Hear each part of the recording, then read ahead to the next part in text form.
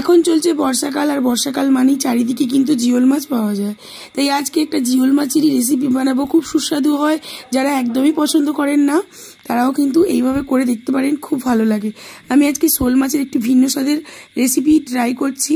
তো চলুন কীভাবে বানাচ্ছি দেখে নিই। প্রথমেই মাছটাকে কেটে ধুয়ে বেছে পরিষ্কার করে নিয়েছি, আর লবণ হলুদ মাখিয়ে রেখেছি। একটা মশলা আমি শিলপাটায় বেটে নিয়েছি, ধনে, জিরে, আদা, কাঁচা লঙ্কা ও শুকনো লঙ্কা ভালো করে বেটে নিয়েছি। আপনারা মিক্সিতেও বেটে নিতে পারেন।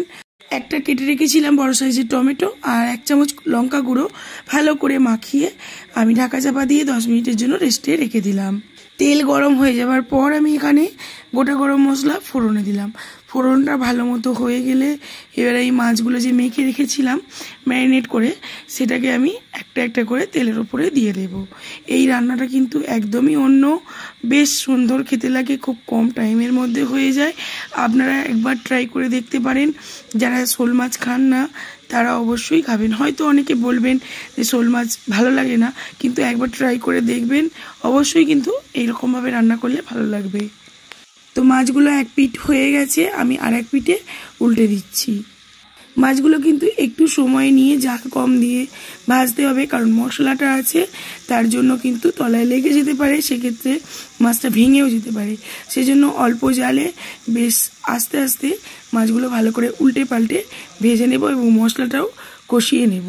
তো হয়ে গেছে মশলাটা ভালো করে কষানো এবং মাছগুলো ভাজা। তার মধ্যে আমি অল্প করে বাটি ধোয়া জলটা দিয়ে দিলাম, ওপর থেকে কয়েক টুকরো চেরা কাঁচা লঙ্কা দিয়ে দিলাম। এবার ঢাকা চাপা দিয়ে আমি কিছুক্ষণের জন্য রান্না হতে দেবো। স্বাদ মতো লবণও দিয়েছি, এটা স্কিপ করে গেছি, ভিডিওতে আসেনি, তো আপনারা লবণটা দিয়ে দেবেন। তো হয়ে গেছে প্রায় রান্নাটা কমপ্লিট। ওপর থেকে ধনেপাতা ছড়িয়ে আমি নামিয়ে নিয়েছি। দেখুন কালারটা কত সুন্দর এসেছে এবং খুব সুস্বাদু হয়। গরম ভাতে আপনারা পরিবেশন করুন। আর আমার রান্নাটা কেমন লাগলো অবশ্যই জানাবেন কমেন্ট বক্সে। ভালো লাগলে আমার পাশে থাকার অনুরোধ রইল। ধন্যবাদ।